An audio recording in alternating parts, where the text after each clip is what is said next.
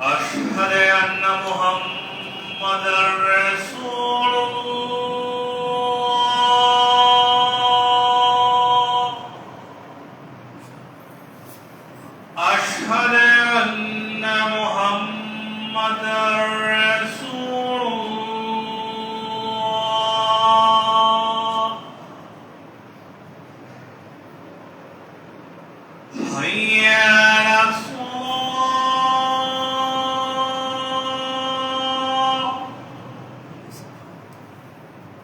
حي على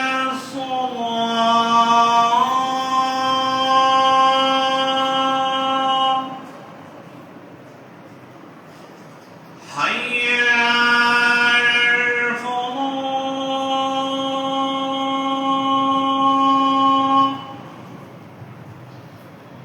حي على الفلاح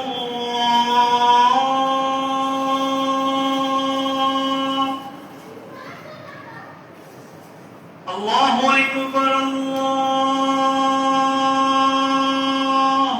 أكبر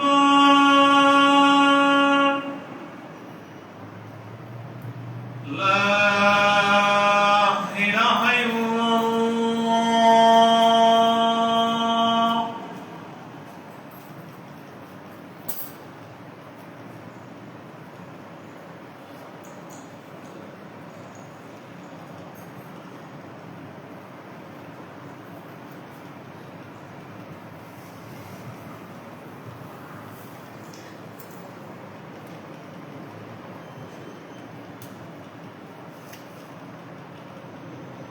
إن الحمد لله نحمده ونستعينه ونعوذ بالله من شرور أنفسنا ومن سيئات أعمالنا من يهده الله فلا مضل له ومن يضلل فلا هادي له وأشهد أن لا إله إلا الله وحده لا شريك له وأشهد أن محمدا عبده ورسوله يا أيها الناس اتقوا ربكم الذي خلقكم من نفس واحدة وخلق منها زوجها وبث منهما رجالا كثيرا ونساء واتقوا الله الذي تساءلون به والأرحام إن الله كان عليكم رقيبا يا أيها الذين آمنوا اتقوا الله حق تقاته ولا تموتن إلا وأنتم مسلمين أعوذ بالله من الشيطان الرجيم بسم الله الرحمن الرحيم إن أصدق الحديث كتاب الله وهدي محمد صلى الله عليه وسلم وشر الأمور محدثاتها كل محدثة بدعة كل بدعة ضلالة كل ضلالة في النار வார்த்தைகளில் சிறந்தது அல்லாஹ்வின் வார்த்தை திருக்குர்ஆனாகும். வழிகாட்டுதல்களில் சிறந்தது கண்மணி நாயகம் ஸல்லல்லாஹு அலைஹி வஸல்லம் அவர்களின் வழிகாட்டுதல்களே ஆகும். மார்க்கத்தில் மிகவும் தீயது மார்க்கத்தின் பெயரால் புதிதாக ஏற்படுத்தப்படும் ஒவ்வொன்றும் தீமையாகும். ஒவ்வொரு தீமையும் நம்மை வழிகேட்டின் பக்கம் விட்டு செல்லும். ஒவ்வொரு வழிகேடும் நம்மை நரகில் கொண்டு போய் சேர்க்கும். அவ்வாறான வழிகேட்டிலிருந்து எல்லாம் வல்ல ரப்புல் ஆலமீன் நம் அனைவரையும் பாதுகாத்து அருள் புரிவானாக. அகில உலகையும் படைத்து அன்போடு பரிபாலிக்கும் எல்லாம் வல்ல ஏக இறைவனின் அன்பும் அருளும் சாந்தியும் சமாதானமும் மற்றா பெருங்கருணையும் நம் உயிரினும் மேலான கண்மணி நாயகம் ஸல்லல்லாஹு அலைஹி வஸல்லம் அவர்களின் மீதும் அவர்களின் குடும்பத்தார்களின் மீதும் அவர்களை அப்படியே பின்பற்றி வாழ்ந்த உத்தம சத்திய சகாபாக்கள் மீதும் சகாபிய பெண்மணிகள் மீதும் அவர்களிருந்து இன்று வரை இந்த மார்க்கத்தை அதன் தூய வடிவில் கடைபிடித்து பிரச்சாரம் செய்த நல்லோர்கள் அனைவரும் மீதும் குறிப்பாக இந்த ஜும்ஆவின் கடமையை நிறைவேற்ற இங்கு கூடியிருக்கும் நம் அனைவர் மீதும் என்றென்றும் நின்று நிலவட்டுமாக. கண்ணியமிக்க அல்லாஹ்வின் நல்லடியார்களே, மனிதர்களாகிய நாம் வாழும் காலத்தில் கட்டுப்படுதல் என்ற ஒரு விஷயம் மிக முக்கியமானதாக இருக்கிறது. ஒரு சமூகத்துக்கு கட்டுப்பட்டுதான் அந்த மக்கள் வாழ வேண்டும். அப்போதுதான் அந்த சமூகம் ஒழுக்கம் உள்ளதாக, நீதி நேர்மை உள்ளதாக இருக்கும். ஒரு குடும்பத்தை எடுத்துக்கொண்டால் அந்த குடும்ப தலைவருக்கு கட்டுப்பட்டு அந்த குடும்ப உறுப்பினர்கள் அனைவரும் நடக்க வேண்டும். கணவன் மனைவியாக இருந்தால் மனைவி கணவனுக்கு கட்டுப்பட்டு நடக்க வேண்டும். நாம் குழந்தைகளாக இருந்தால் நம்முடைய பெற்றோருக்கு கட்டுப்பட்டு நடக்க வேண்டும். நாம் பெற்றோராக இருந்தால் நமது குழந்தைகள் நமக்கு கட்டுப்பட்டு நடக்க வேண்டும். ஒரு நிறுவனத்தில் பணிபுரியும் பொழுது தனக்கு மேலுள்ள அதிகாரிகளுக்கு கட்டுப்பட்டு நாம் நடக்க வேண்டும். இப்படி நாம் இந்திய நாட்டில் குடியிருப்பது என்றால் இந்திய அரசியலமைப்பு சட்டத்துக்கு கட்டுப்பட்டு நடப்பவர்களாக இருக்கணும். இப்படி எல்லா விஷயங்களிலும் ஏதோ ஒரு வகையில் நம்முடைய வாழ்நாள் முழுவதும் ஒரு கட்டுப்பாடோடு தான் நாம் இருக்கின்றோம். ஆனால் இந்த கட்டுப்பாடுகளுக்கு எல்லாம் ஒரு வரைமுறை இருக்கிறது. நம்முடைய பெற்ற தாய் தந்தையாக இருந்தாலும் இணை வைப்பான ஒரு காரியத்தை செய்ய நம்ம சொல்லும் பொழுது அவர்களுக்கு நாம் கட்டுப்பட மாட்டோம். கணவன் மனைவியாக இருக்கும் பொழுது தன்னுடைய மனைவியை தன்னுடைய கணவருக்கு கட்டுப்படணும். ஆனால் கணவர் சில ஒழுக்கக்கேடான விஷயங்களை சொன்னால், சினிமாவுக்கு செல்லலாம் என்று அழைத்தால் அந்த இடத்தில் மனைவி அந்த கணவருக்கு கட்டுப்பட வேண்டிய தேவையில்லை. நம்முடைய நாம் பணிபுரியக்கூடிய இடத்தில் நம்முடைய உயர்ந்த அதிகாரி நம்மை தவறு செய்யும்படி அல்லது திருடும்படி அல்லது கணக்குகளை மாற்றி எழுதும்படி நமக்கு கட்டளையிட்டால் நாம் அதற்கு கட்டுப்பட தேவையில்லை. அப்ப கட்டுப்பட்டு நடந்தால்தான் எல்லாம் சீராகவும் சிறப்பாகவும் சரியான முறையில் இயங்கும். ஆனால் சில விஷயங்களில் நாம் கட்டுப்படக்கூடாது. அப்ப இந்த கட்டுப்படுவதற்கான வரையறை என்று இருக்கிறது. அப்ப எதில் நாம கட்டுப்படணும், எதில் நாம கட்டுப்படக்கூடாது என்றால் அதுக்குதான் நம்ம மார்க்கத்துக்கு வரணும். நம்முடைய மார்க்கத்தில் அல்லாஹ்வும் அல்லாஹ்வுடைய தூதரும் கட்டளையிட்டால் செவிக்கும் கட்டுப்பட்டோம். அதுல எந்த வரையறையும் இல்லை, கட்டுப்பட்டே ஆக வேண்டும்.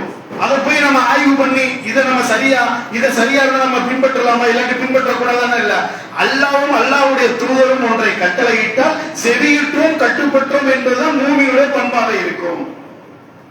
அப்படியே மார்க்க விஷயங்கள்ல நாம் அல்லாஹ்வுக்கும் அல்லாஹ்வுடைய தூதருக்கும் முழுமையாக எந்த விதமான எதிர்ப்பும் இல்லாமல் எந்த விதமான சந்தேகமும் இல்லாமல் முழுமையாக நாம் கட்டுப்பட்டு விட்டோமேயானால் இந்த வாழும் உலகில் உள்ள கட்டுப்பாடுகளுடைய வரையறை எதற்கு நாம் கட்டுப்பட வேண்டும், எதற்கு நாம் கட்டுப்பட தேவையில்லை என்பது நமக்கு தெரிந்துவிடும்.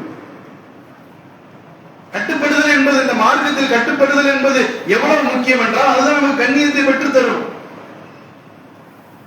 அல்லாஹ்வின் தூதர் ஸல்லல்லாஹு அலைஹி வஸல்லம் அவர்களுக்கு அல்லாஹ் திருமறை குர்ஆனிலே கட்டளையிடுகின்றான், அகிலங்களின் இறைவனுக்கு கட்டுப்பட்டு நடக்குமாறும் தொழுகையை நிலைநிறுத்துங்கள், அவனையே அஞ்சுங்கள் என்றும் நாங்கள் பணிக்கப்பட்டுள்ளோம் என்று கூறுவீராக. அல்லாஹ் தூதர் ஸல்லல்லாஹு அலைஹி வஸல்லம் அவர்களை அழைச்சு அல்லாஹ் சொல்றான், அகிலங்களின் இறைவனுக்கு கட்டுப்பட்டு நடக்குமாறும் தொழுகையை நிலைநிறுத்துங்கள். நீங்க தொழுகையை நிலைநிறுத்துறதுக்கு முன்னாடி என்ன செய்யணும், அல்லாஹ்வுக்கு கட்டுப்படணும். அடுத்து நீங்க தொழுகை நிலைநிறுத்தணும். இவ்வாறுதான் நாங்கள் பணிக்கப்பட்டுள்ளோம், இதுதான் எங்களுக்கு வந்த கட்டளை என்று நபியே இந்த மக்களுக்கு சொல்லுங்கள் என்று அல்லாஹ் சொல்றான். அப்ப அல்லாஹ்வின் தூதருக்கு முதல் கட்டளை என்னது, அல்லாஹ்வுக்கு கட்டுப்படணும். அப்ப நம்ம மார்க்கத்துக்கு கட்டுப்பட்டவர்களாக இருக்கணுமா இல்லையா? மேலும் அல்லாஹ் சொல்கின்றான், வானங்களையும் பூமியையும் முன்மாதிரி என்று படைத்த அல்லாஹ்வை விடுத்து வேறு பொறுப்பாளரை எடுத்துக் கொள்வேனா என்று கேட்பீராக. அவனே உணவளிக்கிறான், அவன் உணவளிக்கப்படுவதில்லை. கட்டுப்பட்டோரில் நான் முதன்மையானவனாக இருக்குமாறு பணிக்கப்பட்டுள்ளேன் என்று கூறுவீராக. இந்த அகில உலகத்தையும் முன்மாதிரி இல்லாமல், இதுக்கு முன்னாடி பூமி எந்த ஒரு முன்மாதிரியும் இல்லாமல் படைத்த இறைவனைத்தான் வணங்கணும். அவன் புறத்திலிருந்து நமக்கு உணவு வருது, ஆனால் அவனுக்கு யாரும் உணவு அளிப்பதில்லை, அவனுக்கு எந்த உணவுக்கான தேவையும் இல்லை என்று சொல்லிவிட்டு கட்டுப்பட்டு நடப்போரில் நீதான் முதன்மையானவன் என்று அந்த மக்களுக்கு சொல்லு. அல்லாஹ்வுக்கு தான் கட்டுப்படணும், இணை வைப்போரில் ஒருவராக ஆகிவிட வேண்டாம். யார் அந்த கட்டுப்பாடை மீறுறாங்களோ அவர்கள் இணை வைப்பாளர்கள். அல்லாஹ்வுக்கு அளவுறாக வைக்கிறான். அல்லாஹ்வுக்கு கட்டுப்படுறதா முதல் விஷயம். எந்த விதமான கேள்விகளும் சஜ்ஜாவுக்கு போயிடணும். அல்லாஹ்வுக்கு கட்டுப்பட்டாதான் அடுத்து வணக்க வழிபாடு நன்மை தீமை எல்லாமே அதுக்கு அடுத்துதான். அப்படி அல்லாஹ்வுக்கு கட்டுப்பட மறுத்தால், இந்த மார்க்கத்துக்கு கட்டுப்பட மறுத்தால், இந்த அல்லாஹ்வுடைய தூதருக்கு கட்டுப்பட மறுத்தால் நீங்கள் இணை வைப்போரில் ஒருவர். உங்களுக்கும் காபீருக்கும் எந்த வித்தியாசம் இல்லை என்று அல்லாஹ் சொல்லி காட்டுகிறான். எனது தொழுகையும் எனது வழிபாடுகளும் எனது வாழ்வும் எனது மரணமும் அகிலங்களின் இறைவனாகிய அல்லாஹ்வுக்கே உரியவை, அவனுக்கு இணையாக யாரும் இல்லை. இவ்வாறே நான் ஏவப்பட்டுள்ளேன், கட்டுப்பட்டோரில் நான் முதன்மையானவன் என்று கூறுவீராக. அல்ல நபிகள் நாயகத்துக்கு இந்த மக்களுக்கு எப்படி இதை சொல்லுங்கன்றான். என்னுடைய வாழ்வு, தொழுகை, வழிபாடு எல்லாமே அல்லாஹ்வுக்கு தான். எதுக்கு என்னால அப்படி இருக்கு? நான் அல்லாஹ்வுக்கு கட்டுப்பட்டு நடக்கக்கூடிய அடிமை என்று முதன்மையானவன். அல்லாஹ்வுக்கு கட்டுப்பட்டு நடக்கிறதுல நான் தான் முதன்மையானவன். நீங்க அந்த மக்கள்கிட்ட போய் சொல்லுங்க. அப்பதான் அவர்களுடைய வாழ்வு, வணக்க, வழிபாடு எல்லாமே அல்லாஹ்வுக்கு தான். அது எப்ப சரியாக இருக்கும்? அல்லாஹ்வுக்கு முழுமையாக கட்டுப்படும் போதுதான் அது வரும்னு சொல்றாங்க. அப்ப அல்லாஹ்வின் தூதருக்கு அல்லாஹ் விடக்கூடிய கட்டளை முதல்ல கட்டுப்படும். அல்லாஹ் ஒருவன் தான். என் உயிரே போனாலும் எந்த நிலை வந்தாலும் அல்லாஹ் ஒருவன் தான். அவனுக்கு நான் எந்த இணையையும் ஆக்க மாட்டேன். எந்த நிலை வந்தாலும் அல்லாஹ் ஒருவன் தான், அவனுக்கு இணையாக்க மாட்டேன் என்பதில் உறுதியாக இருந்து அல்லாஹ்வை கட்டுப்படணும். அப்படி கட்டுப்பட்ட பின்னாடிதான் வணக்க, வழிபாடுகள், நன்மை, தீமையான காரியங்கள் எல்லாம். அதுல முதன்மை என்று நபிகள் நாயகம் ஸல்லல்லாஹு அலைஹி வஸல்லம் அவர்களாக இருந்தாலும் அல்லாஹ்வுடைய தூதராக இருந்தாலும் அவருக்கே முதல் கட்டளை என்ன? கட்டுப்பட்டதில் முதன்மையானவர் அவர்தான். நம்ம எந்த அளவுக்கு அல்லாஹ் கட்டுப்படணும்? அல்லாஹ் கட்டுப்பட்டாதான் எல்லாமே நமக்கு கண்ணியம், எல்லாமே. இல்லை என்றால் அவர் இணைவை பொருள் ஒருவராக ஆகிவிடுவோம். அல்லாஹ்வே என்ன சொல்றான்? மூமின்களோட பண்பை சொல்றான். நீங்க அல்லாஹ்வுக்கு விருப்பமான அடியாராக, அல்லாஹ்வை நேசிக்கக்கூடிய அடியாராக இருந்தீர்களானால் உங்களுக்கு சில பண்புகள் இருக்கும்.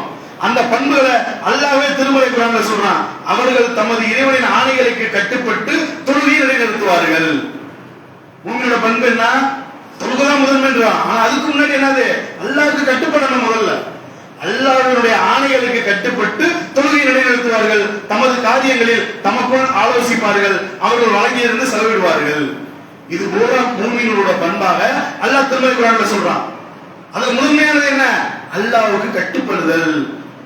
அவர்கள் பொறுமையாளர்கள், உண்மையாளர்கள், கட்டுப்பட்டு நடப்பவர்கள், இறைவழியில் செலவு செய்பவர்கள். இன்னொரு சொல்லும்போது அவர்கள் பொறுமையாளர்கள், உண்மையாளர்கள். எப்ப? அல்லாஹ்வுக்கு, இறைவனுக்கு கட்டுப்பட்டு நடப்பவர்கள். இறைவனுக்கு கட்டுப்பட்டு நடந்தாதான் நம்ம பொறுமையாளராக இருக்க முடியும், உண்மையாளராக இருக்க முடியும். அல்லாஹ்வுடைய பாதையில் செலவு செய்யக்கூடிய அந்த உள்ளம் நமக்கு வரும். அது எல்லாத்துக்கும் அடிப்படை என்ன? கட்டுப்பட்டு நடப்பது. நபிமார்கள் நல்லவர்களுடைய பண்புகளும் அதுவாக தான் இருந்தது. திருமலை குர்ஆன் நல்லா சொல்லி காட்டுறானா இல்ல? இப்ராஹிம் அவருடைய இறைவன் சில கட்டளையை கொண்டு சோதித்த போது அவர் அவற்றை முழுமையாக நிறைவு செய்தார். கட்டுப்படுவீராக என அவரிடம் அவரது இறைவன் கூறிய போது நான் அகிலங்களின் இறைவனுக்கு கட்டுப்பட்டேன் என்று கூறினார். நான் இப்ராஹிம் அலைஹிஸ்ஸலாம் அவர்களுக்கு பல்வேறு சோதனைகளை அளித்திருக்கிறேன். அவரோட கட்டுப்படும் சூழ்நிலை பண்பு எதுவாக இருந்தது? உடனே கட்டுப்பட்டார். அது எந்த மாதிரி சூழ்நிலை கட்டுப்பட்டார்? அவரு திருமணம் முடித்து, திருமணம் ஆயிருச்சு, குழந்தை இல்ல. இன்றைய காலகட்டத்தில் நம்ம பார்க்கிறோம்ல, திருமணம் முடிஞ்சு 1 வருஷம் 2 வருஷம் குழந்தை இல்லாட்டி அந்த சமுதாயத்தில் அவர்கள் எப்படி பார்க்கப்படுவார்கள்? அவர்கள் உள்ள மனம் எவ்வளவு நொந்து போய் அவர்கள் இருப்பார்கள் குழந்தை பாக்கியம் இல்லை என்றால். இப்ராஹிம் அலைஹிஸ்ஸலாம் அவங்களுக்கு அந்த அல்லாஹ் அந்த சோதனையை கொடுத்தான். அவர்கள் குழந்தை இல்லை. அவர்களும் அல்லாஹ்விடம் மன்றாடி கேட்கிறார்கள். எப்ப கொடுக்கிறான் அல்லாஹ்? அவருடைய வயோதிக காலத்தில். அப்போதும் அல்ஹம்துலில்லாஹ் என்று அந்த குழந்தையை ஏற்றுக்கொள்கிறார். குழந்தையை கொஞ்சி மகிழும் அந்த நேரத்தில் அல்லாஹ் கட்டளையிடுகின்றான், உன்னுடைய மனைவியும் குழந்தையும் கொண்டு போய் மக்காவுல பாலைவனத்தில் ஒரு சிறு தண்ணீர், உணவு எதுவும் அல்லாத, மனிதர்கள் நடமாட்டம் இல்லாத அந்த பாலைவனத்தில் விட்டு வருமாறு அல்லாஹ் கட்டளையிடுகிறான். ஒரு துளி கூட யோசிக்காமல் இப்ராஹிம் அலைஹிஸ்ஸலாம் போய் விட்டுட்டு வர்றாங்க. அப்ப எந்த அளவுக்கு அவங்க கட்டுப்பாடு இருக்கு? ரொம்ப காலமா குழந்தை இல்ல. குழந்தை இல்லாமல் இருப்பது எவ்வளவு கஷ்டம் என்பது தெரியும். அப்போது காலத்தில், வயோதிக காலத்தில் குழந்தையை கொடுத்த அல்லாஹ் அந்த குழந்தையையும் தன்னுடைய மனைவியும் கொண்டு போய் நடுக்காட்டில், அதுவும் உணவு, தண்ணீர், மனித நடமாட்டம் எதுவுமே இல்லாத அந்த வனாந்திர பாலைவனத்தில் விட்டு வருமாறு அல்லாஹ் கட்டளையிடுகின்றான். இப்ராஹிம் அலைஹிஸ்ஸலாம் அவர்கள் கட்டுப்படுகிறார்கள். கொண்டு போய் விட்டுட்டு வர்றாங்க.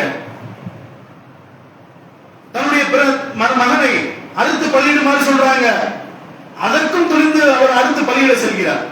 அதனாலதான் அவர் கலீஃபா அல்லாஹ்வுடைய உற்ற நண்பர், உற்ற தோழராக இருந்தாலும் அவருக்கும் சோதனை இருக்கிறது.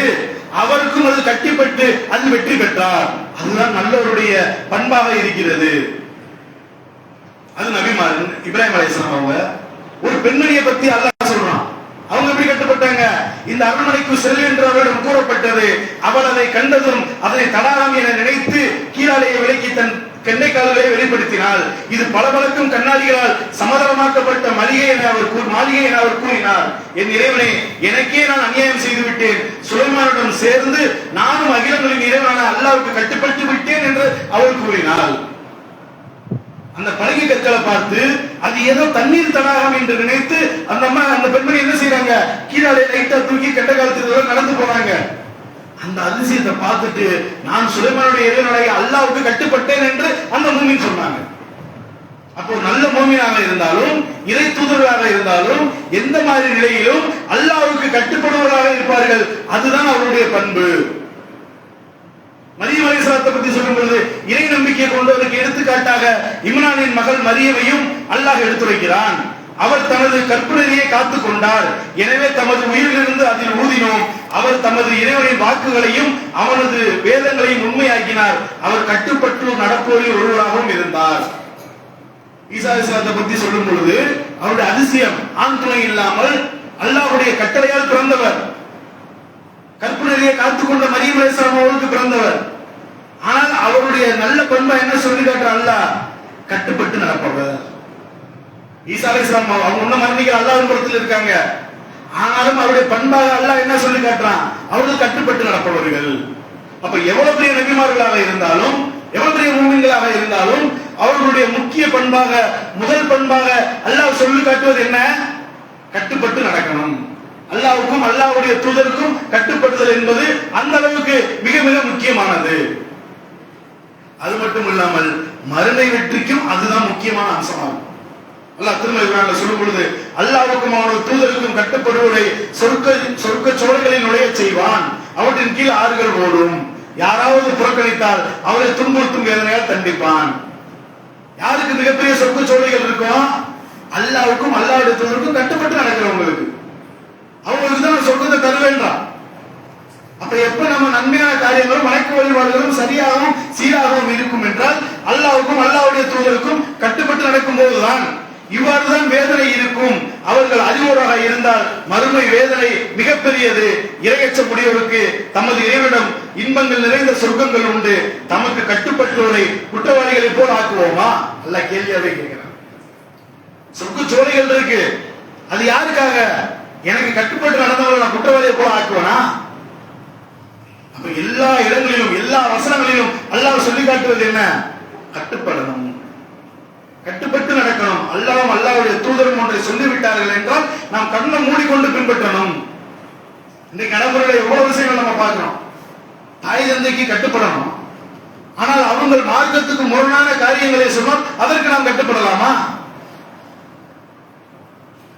ஆனா இன்னைக்கு நடைமுறையில அந்த குழந்தைகள் என்ன செய்வாங்க, தாய் தகப்ப எவ்வளவு விஷயங்கள் சொல்லுவாங்க, எதையும் கேட்க மாட்டாங்க. முடிய வெட்டு பாண்டுவாங்க, முடிய வெட்ட மாட்டாங்க. நைட் நேரத்தோட வீட்டுக்கு வான்னு சொல்லுவாங்க, வரமாட்டாங்க. இப்படி எல்லா விஷயத்திலும் தாய் தந்தைக்கு கட்டுப்படாத குழந்தையாவே இருப்பார்கள். திருமணம் என்று வரும்பொழுது என்னப்பா இப்படி ஆடம்பரமா வரதட்சணை வாங்கி மார்க்கத்துக்கு முரணான திருமணத்தை நடத்துறீங்கன்னு கேட்டா, இல்ல எங்க அம்மா ஆசைப்படுறாங்க, பிரம்மாண்டமா திருமணம் செய்ய எங்க அம்மா, நான் வேணான்னு சொன்னேன், எங்க அம்மா சொன்னாங்க, அதனால என்னால தட்ட முடியல. உங்க அம்மா நேரத்தோட வீட்டுக்கு வைப்பா என்று சொல்லும் பொழுது அதை அந்த கட்டுப்பாடை மீறி நீ செயல்பட்டாய். தொழுகைக்கு பள்ளிவாசலுக்கு போப்பா என்றால் தொழுகைக்கு செல்லாமல் அந்த தாயினுடைய கட்டுப்பாட்டை மீறி செயல்பட்டாய்.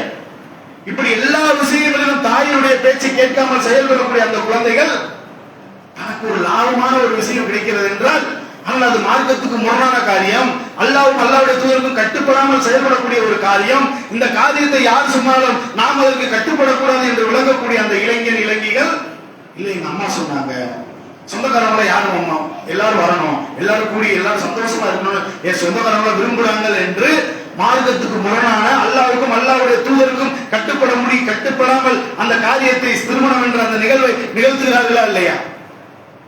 அப்புறம் எப்படி அது மூமியோட பண்பாக இருக்கும்? அல்லாஹ்வுக்கு கட்டுப்பட்டு நடப்பவருடைய பண்பாக அது எப்படி மாறும்? அப்புறம் நம்ம இணையை போல அல்லாஹ்வுக்கும் அல்லாஹ்வுடைய தூதருக்கும் கட்டுப்பட மறுத்தால் காபிர்களுக்கு நமக்கு வித்தியாசம் இல்ல. சொர்க்க சோலைகள் எப்படி நமக்கு கிடைக்கும்? இப்படி எல்லா விஷயங்களும் நாம குழந்தையா இருக்கோம், நம்முடைய தாய் தந்தைக்கு கட்டுப்பட்டு நடக்கணும். நம்முடைய தாய் தந்தை நம்ம இணை வைக்குமாறு கட்டளையிட்டால் அங்கு கட்டுப்படக்கூடாதுல. நம்ம தந்தை தயத்தை என்ன சொல்லுவாங்க, நாளைக்கு எக்ஸாம் இருக்கு, நல்லா தூங்கி எந்திரிச்சு ஃப்ரெஷ்ஷா போய் எழுதணும், காலைல ஃபஜருக்கு கூட எந்திரிக்க வேணாம், நல்லா தூங்குப்பான்னு சொன்னா நம்ம தூங்கிடலாமா? அந்த இடத்துல அந்த தாய்க்கு கட்டுப்படணுமா? அல்லாவுக்கு கட்டுப்படணுமா? அல்லாவுடைய தூதருக்கு கட்டுப்படணுமா? அப்ப அல்லாவுக்கும் அல்லாவுடைய தூதருக்கும் கட்டுப்பட்டால் மட்டும்தான் முழுமையான வெற்றி கிடைக்கும். அது மட்டும் இல்லாம அந்த கட்டுப்பாடு நீங்க அல்லாவுக்கு அல்லாவுக்கு கட்டுப்படுவோம், அவன் மார்க்கத்தில் எதிரான சரின்னு சொல்லுவோம், வாயால சொல்லுவோம், ஆனா அது செயல்ல இருக்கணும். அல்லாஹ் திருமறை சொல்லி காட்டுறா, நபியை நீர் அவர்களுக்கு ஆணையிட்டால் அவர்கள் போர் செய்ய புறப்படுவதாக அல்லாஹ்வின் மீது உறுதியாக சத்தியம் செய்கின்றனர். சத்தியம் செய்யாதீர்கள், நல்ல முறையில் கட்டுப்படுவதே சிறந்தது, அல்லாஹ் நீங்கள் செய்வதை நன்கு அறிந்தவன் என்று கூறுவீராக, அல்லாஹ்வுக்கு கட்டுப்படுங்கள், இத்தூதருக்கு கட்டுப்படுங்கள் என்று கூறுவீராக. நான் அதை செய்வேன், அப்படி செய்வேன், இப்படி செய்வேன் என்று சத்தியம் செய்யாதீங்க, கட்டுப்பட்டு நடங்க. உங்கள் வாழ்க்கையிலேயே உங்க வாழ்க்கை நடைமுறைகள் வழக்க வழிபாடுகள் எல்லாவற்றிலும் அல்லாஹ்வுக்கும் அல்லாஹ்வுடைய தூதருக்கும் கட்டுப்பட்டு நடங்க. அது அல்லாஹ்வுடைய அறிவுரை. மார்க்கம் என்ன சொல்லி இருக்கோ அதன்படிதான் நான் செயல்படுவேன். என்னுடைய வியாபாரமா மார்க்க அல்லாஹ்வுக்கும் அல்லாஹ்வுடைய தூதருக்கும் கட்டுப்பட்டு செயல்படுவேன். மனைவியிடம் எப்படி நடந்து கொள்ள வேண்டும், குழந்தைகளிடம் எப்படி நடந்து கொள்ள வேண்டும், சமுதாயத்தில் எப்படி நடந்து கொள்ள வேண்டும், பள்ளிவாசலில் எப்படி நடந்து கொள்ள வேண்டும், நம்முடைய வணக்க வழிபாடுகள் எந்த முறையில் இருக்க வேண்டும், இது அனைத்திலும் அல்லாஹ்வுக்கும் அல்லாஹ்வுடைய தூதருக்கும் கட்டுப்பட்டவனாக இருப்பேன் என்று அதை செயலில் காட்டுங்கள். பேச்சளவுல ஏதோ பிரச்சாரம் பண்றவராக பிரச்சாரம் பண்ணிட்டு போறதோ, அல்லது பேச்சளவுல பிறருக்கு அறிவுரை சொல்வதோ நாம் கடைபிடிக்காமல் விட்டுவிட்டால் அது ஒரு பயனும் இல்லை. நம்மளுடைய செயல்ல அந்த கட்டுப்பாடு இருக்கணும். அப்ப இந்த கட்டுப்படுதல் நமக்கு அதிகரிக்கணும். எந்தெந்த நேரங்கள் அதிகரிக்கும், அதற்கான எதிர்ப்பு அதிகமா இருந்தா நமக்கு கட்டுப்படுதல் மேலும் அதிகரிக்கணும், நம்மளுடைய ஈமான் அதிகரிக்கணும். அல்லாஹ் தான் சொல்லி காட்டுறான், இறை நம்பிக்கையாளர்கள் எதிரி படைகளை கண்ட பொழுது அல்லாஹ்வுக்கும் அவனது தூதரும் நமக்கு வாக்களித்தது இதுதான், அல்லாஹ்வும் அவனது தூதரும் உண்மையே உரைத்தனர் என்று கூறினார்கள். இது அவர்களுக்கு இறை நம்பிக்கையையும் வழிபடுவதையும் அதிகரித்தது. நமக்கு எதிராக எல்லாரும் ஒன்று திரண்டுட்டாங்க, நம்ம அழிக்க போறாங்க என்ற நிலையில இன்றைய மக்கள் அந்த கட்டுப்படுதலிருந்து விலகி சமரசமாகி இந்த உலகத்தை தேர்ந்தெடுக்கக்கூடியவர்கள் தான் அதிகமாக இருக்கிறாங்க. ஆனா மூமினோட பண்பு என்ன, அப்பதான் நம்ம இன்னும் அதிகமாக கட்டுப்படணும். நம்முடைய கட்டுப்பாடுடைய வீரியம் எப்ப அதிகரிக்கணும், நமக்கான எதிர்ப்பு அதிகரிக்கும் பொழுது. ஆனால் இன்றைய காலகட்டத்தில் எதிர்ப்பு அதிகமாக தான் இருக்கு, அதை விட கட்டுப்பாடை விட்டு விலகி செல்பவர்கள் அதிகமாக இருக்கிறார்கள். இந்த மார்க்கத்துக்கு கட்டுப்பட்டு நடப்பவர்களை விட ஒரு அற்ப விஷயங்களுக்காக, இந்த உலக ஆதாயங்களுக்காக இன்னைக்கு இந்த இன்ஸ்டால்மெண்ட் வட்டியில போய் மக்கள் மிக எளிதாக விழுகிறத பார்க்கிறோமா இல்லையா? அல்லாஹ் வட்டியை பத்தி என்ன சொல்றான், நீங்க வட்டி வாங்குறதோ கொடுக்கிறதோ கணக்கெழுதுறதோ இது சாட்சியா இருக்கிறதோ எல்லாமே பாவத்தில் சமமானவர்கள். இல்ல நான் வட்டி பணத்தை கொடுத்து அது வட்டி பெறவில்லை, நான் வட்டி கட்டுறேன், எனக்கு தேவை இருக்கு, இப்படி எந்த சல்சாப்பும் சொல்ல முடியாது.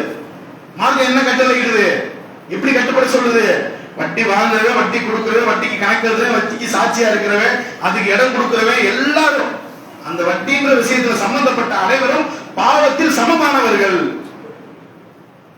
இப்படி ஒரு கட்டளையை அல்லாஹ் சொல்லி இது கட்டுப்படுமாறு பணிக்கும் பொழுது நாம என்ன செய்யறோம், இதுல இன்ஸ்டால்மெண்ட்ல வாங்குவோம். நம்ம வீட்டுக்கு பொருள் தேவையாதானே இருக்கு.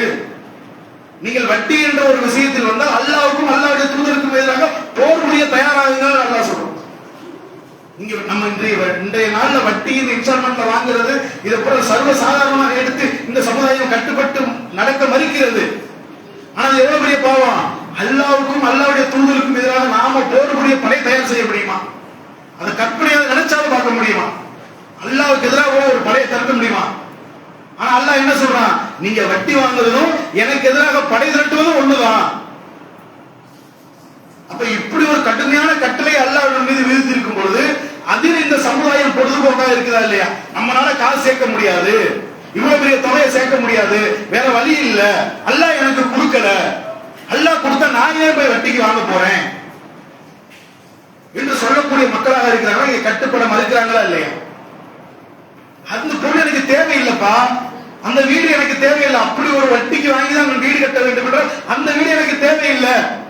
அல்லாஹ்வுக்கும் அல்லாஹ்வுடைய தூதருக்கும் கட்டுப்படுவதை விட அந்த சுகமான வாழ்க்கை எனக்கு தேவையில்லை என்று தூக்கி எறிவதுதான் மூமினோட பண்பாக இருக்கும்.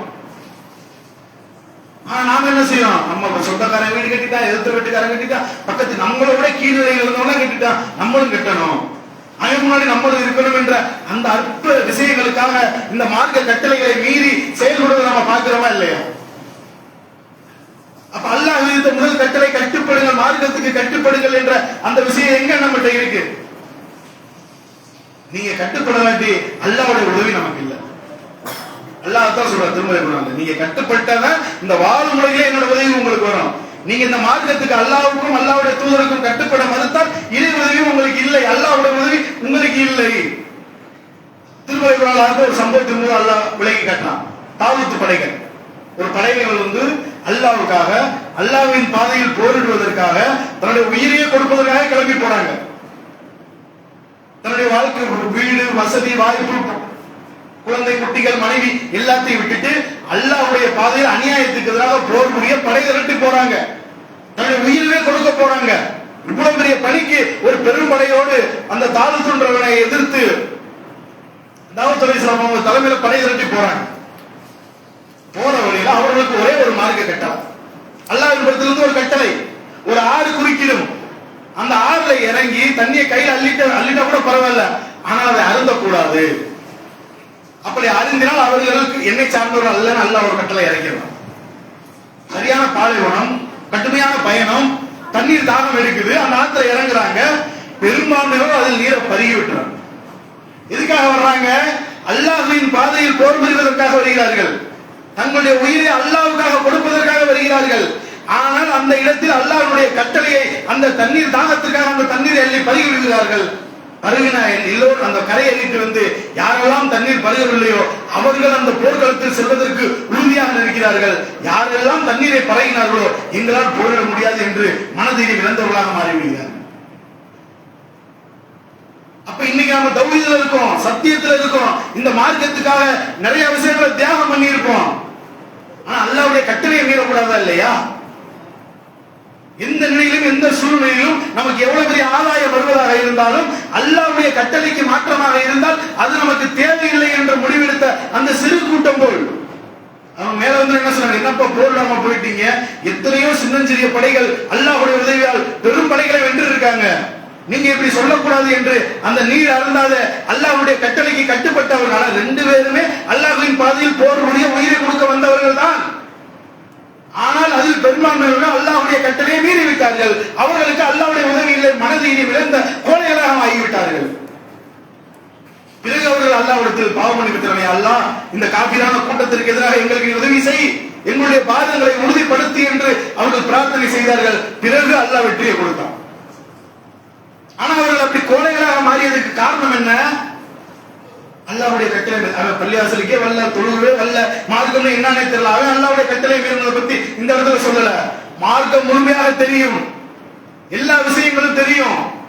அப்படி இருந்து அந்த மார்க்க கட்டளை மீறக்கூடியவர்களாக இன்றைக்கு பெரும்பாலான மக்கள் இருக்காங்களா இல்லையா? எப்படி இந்த தாவூத் படையில போய் அல்லாஹ்வுக்காக உயிரை கொடுக்க சகிதாக சென்ற அவர்கள், அல்லாஹ்வுடைய பாதையில் அநியாயத்துக்கு எதிராக போர் புரிய சென்ற அவர்கள் அல்லாஹ்வுடைய கட்டளையை மீறினார்கள், கோழைகளாக மாறினார்கள், மனதைரியத்தை இழந்தார்கள்.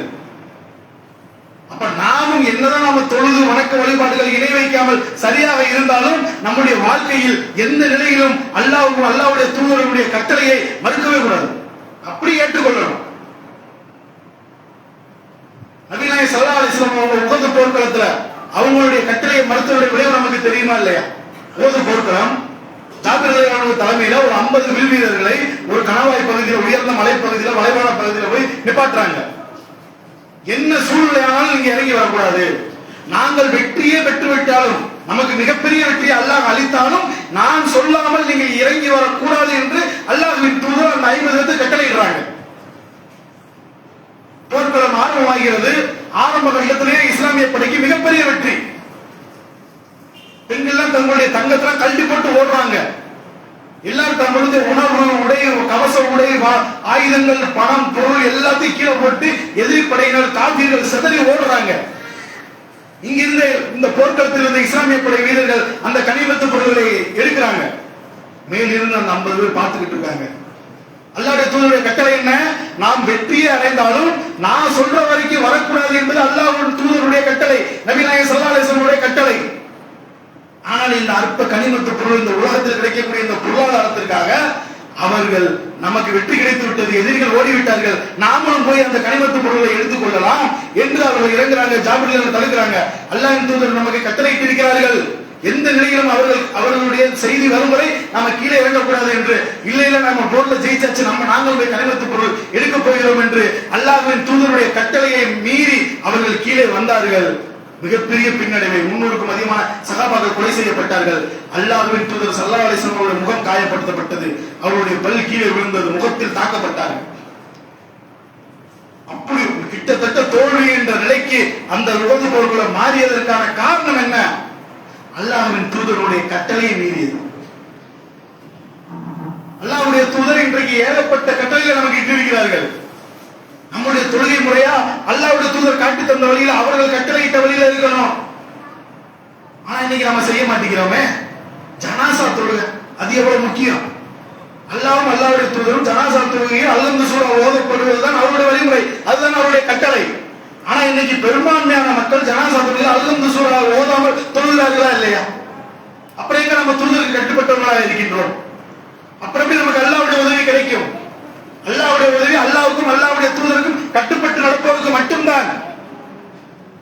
நாம் வணக்க வழிபாடுகள் எல்லா விஷயங்களிலும் அல்லாஹ்வும் அல்லாஹ்வுடைய தூதருக்கும் நேர் மாற்றமாக செயல்பட்டால் அல்லாஹ்வுடைய உதவி எப்படி நமக்கு கிடைக்கும்?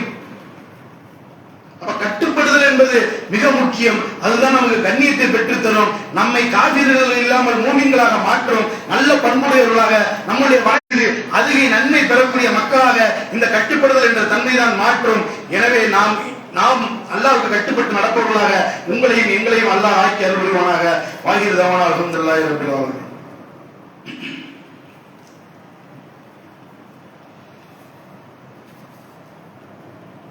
அல்லாஹ்வின் தூதர் ஸல்லல்லாஹு அலைஹி வஸல்லம் அவர்கள் நமக்கு கட்டளையிட்டிருக்கிறார்கள்.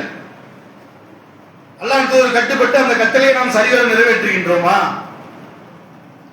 இந்த மார்க்கத்தை அறியாத மக்களிடம், இந்த மார்க்கத்தில் இருப்பதாக சொல்லியும் சிறுக்கிலும் இணை வைப்பிலும் மூழ்கி இருக்கக்கூடிய அந்த மக்களையும் இந்த மார்க்கத்தின் பக்கம் இருக்கின்றோமா? இன்றைய இளைய தலைமுறைகள் சினிமா கூத்தாடி பின்னால் அருவருப்பையும் அசிங்கத்தையும் ஆபாசத்தையும் சமூக வன்முறையையும் பரப்பக்கூடிய சினிமா கூத்தாடிகள் பின்னால் போறதை நம்ம பார்க்கிறோம். அவர்களை ஆட்சியாளராக ஆக்கிவிட துடிப்பதற்கு மூமின்கள் என்று சொல்லக்கூடிய இந்த இளம் பெண்களும் இளைஞர்களும் இந்த சமுதாயத்தில் நிறைந்திருப்பதை நம்ம பார்க்கின்றோம். அப்ப அவர்களுக்கெல்லாம் இந்த மார்க்கத்தை நம்முடைய தூதர் எப்படிப்பட்டவர், நமக்கு அல்லாஹ் கொடுத்த ரஹ்மத்துல் ஆலமீன் எப்படிப்பட்ட தலைவரை நாம் கொண்டிருக்கின்றோம். இன்றைக்கு நீங்கள் தலைவராக இருக்க எவரும் அல்லாஹ்வுடைய தூதருடைய கால் தூசி கூட பெற மாட்டார்கள். அப்படி ஒரு உயர்ந்த தலைவரை அல்லாஹ் நமக்கு வழங்கி இருக்கின்றான். அவர் பின்னால் சென்று அவருடைய வழி நின்று நடக்க வேண்டிய சமுதாயம் கண்ட கண்ட கலை கூத்தாடிகள் பின்னால் செல்வதை தடுப்பதற்காக அந்த பணியை நாம செய்யணுமா இல்லையா? ஆனால் நாம் அதற்கான நேரத்தை ஒதுக்குவதே இல்லை.